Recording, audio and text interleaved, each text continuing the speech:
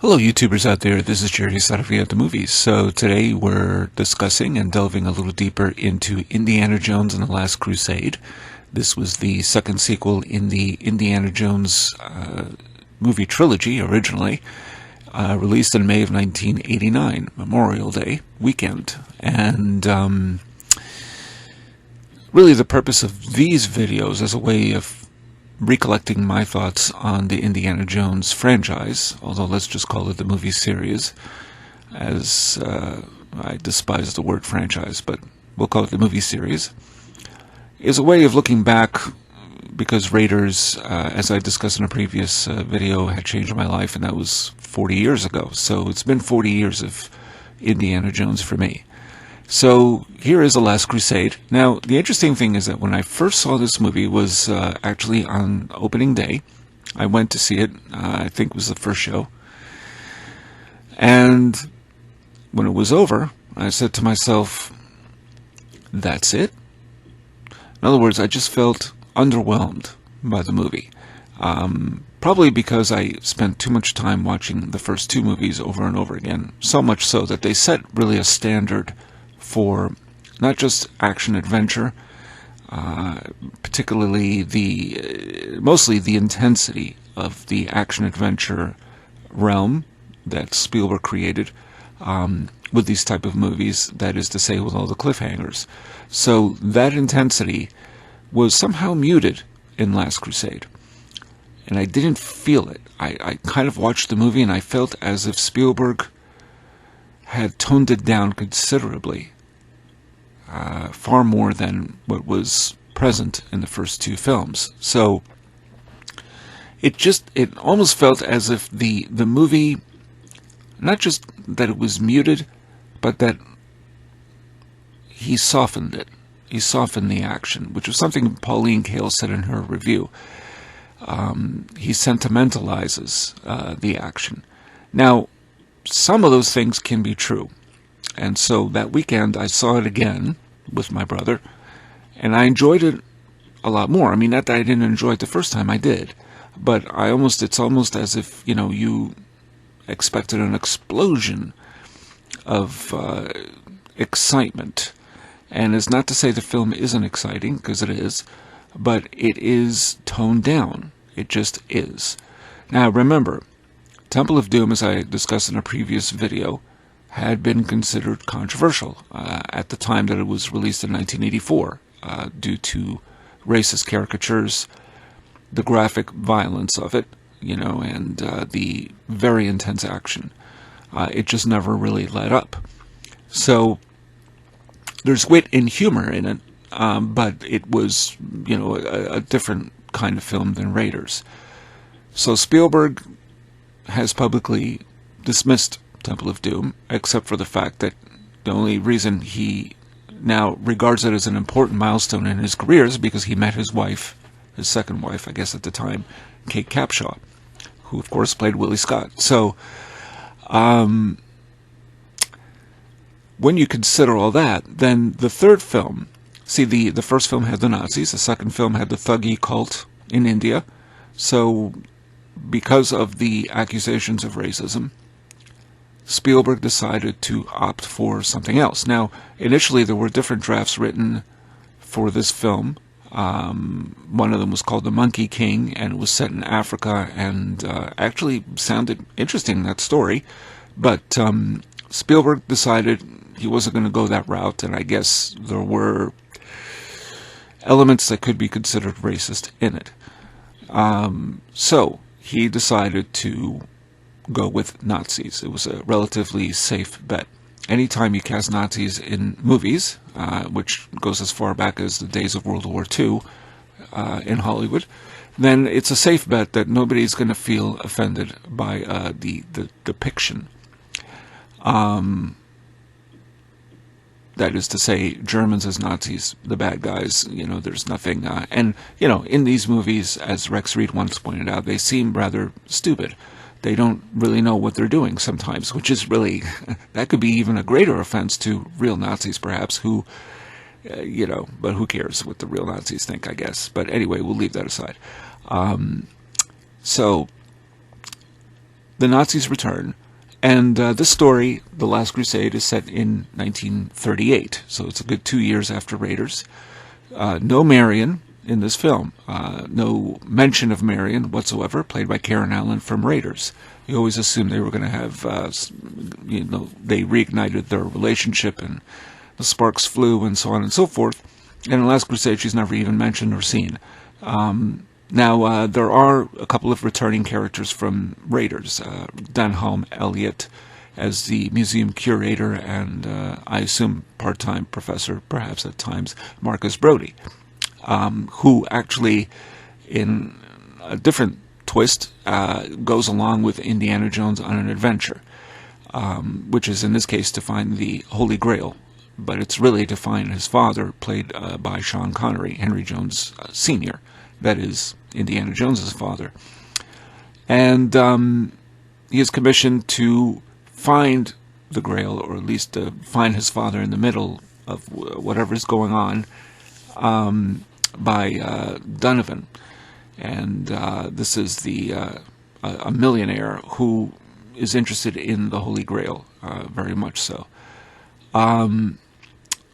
Now, also returning in this film is from Raiders is Sala, played by John Rhys Davies.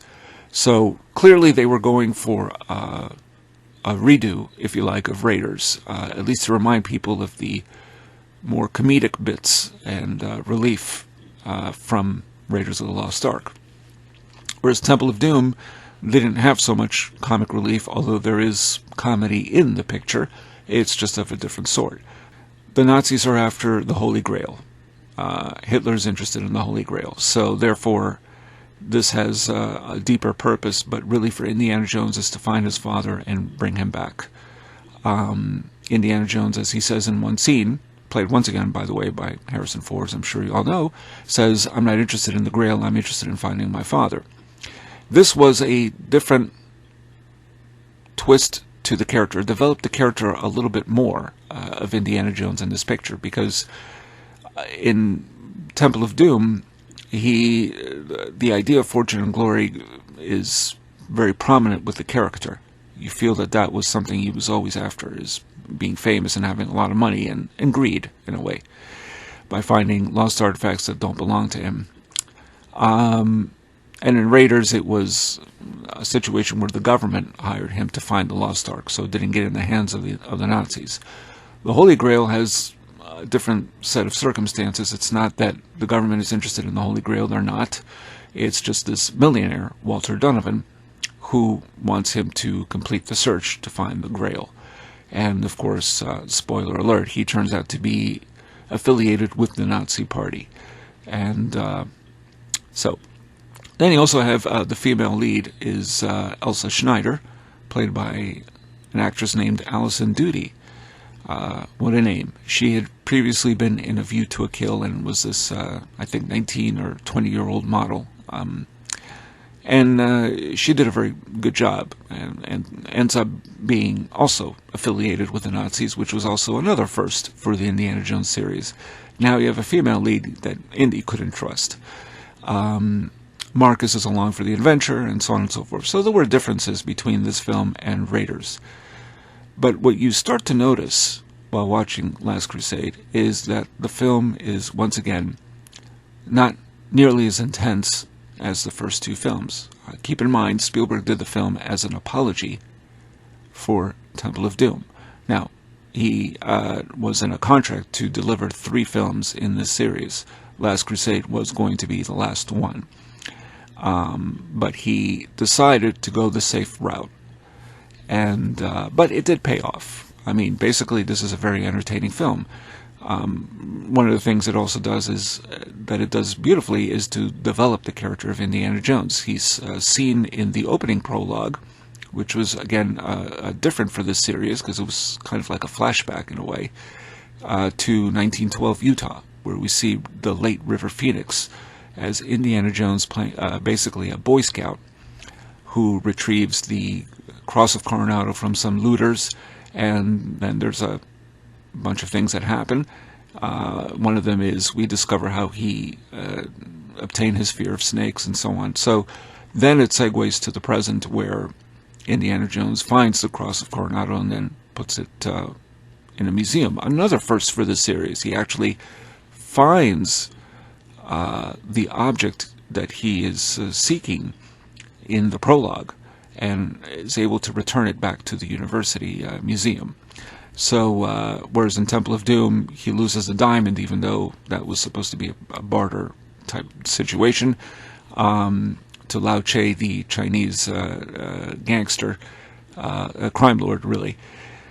And in Raiders, of course, he loses the idol, the fertility idol, to Belloc.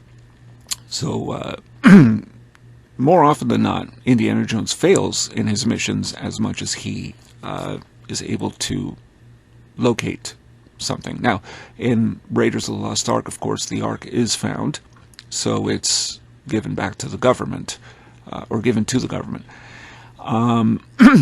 In Last Crusade, the interesting thing is that the Holy Grail is not just a MacGuffin, but in many ways it stands for, or is a metaphor for, the relationship between Indy and his father. And that's really the key to the movie. That gives the movie the soul that it needs to be more than just another action-adventure type movie, which could have been very entertaining had it not even featured his father at all. But the fact that Sean Connery plays a father, and the fact that they developed that relationship, and the fact that, as well, that the father seems very dismissive of Indy in terms of, shooting Nazis, and he's almost unimpressed by his son, and yet horrified at the same time. That builds the movie to the crescendo that it needs at the end. And at the end of the movie, once they are at the Canyon of the Crescent Moon, actually Petra, but nonetheless, they find the Holy Grail. There's a 700-year-old knight who has been sitting in those caverns protecting the Grail for years, which brings up lots of questions, but of course we're not supposed to ask them. Anyway, anyone that finds the Grail, as you go through a series of booby traps to retrieve it, has to choose the right cup, and the only way to know, because there are a whole series of cups that this guy keeps near this little whirlpool, I guess you could say, where if you take the cup, the only way to know for sure it's the Grail is to drink from the cup. Fill it with water and drink from it. And, well, Walter O'Donovan tries that, but picks the wrong cup thanks to Elsa, who basically double-crosses him. And, of course, Indy finds the real cup because a cup of a carpenter, like Jesus, would be just a simple cup, not a gold-encrusted cup.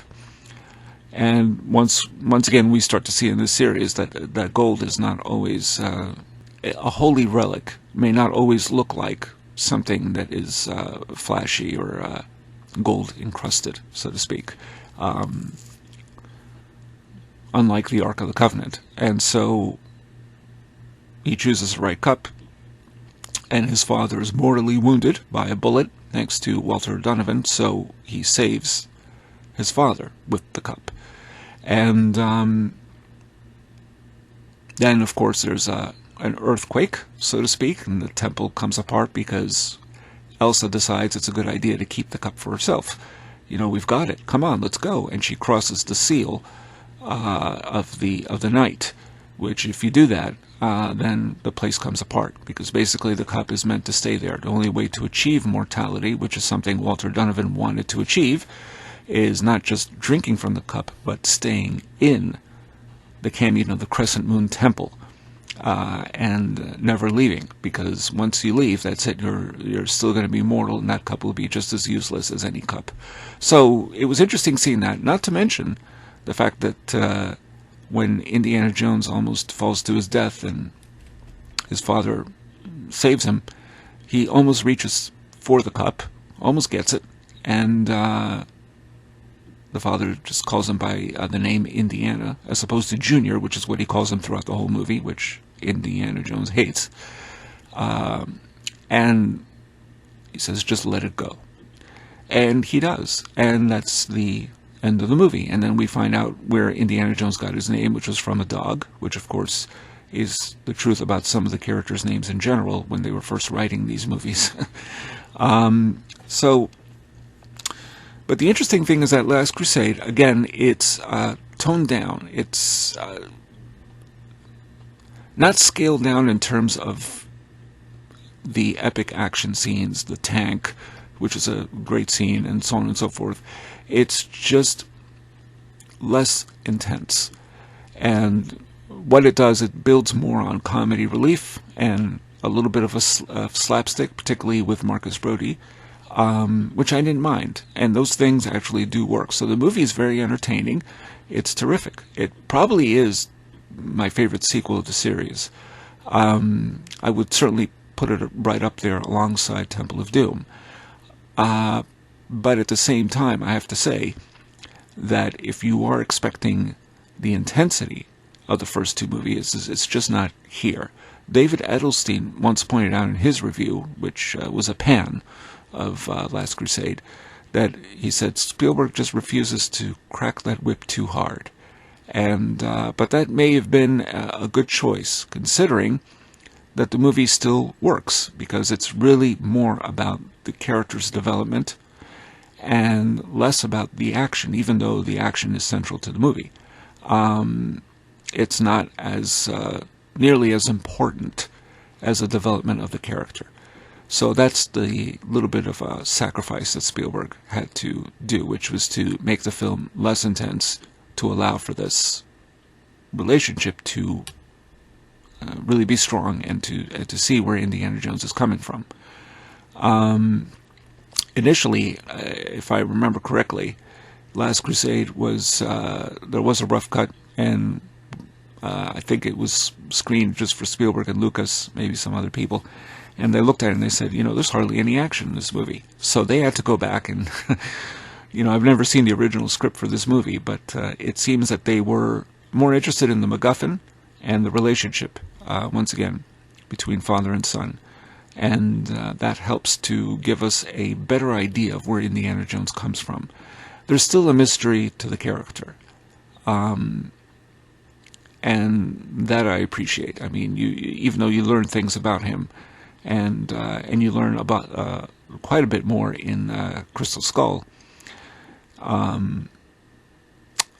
there's still something about him that you're not too sure about, but it builds complexity, and that's really the key.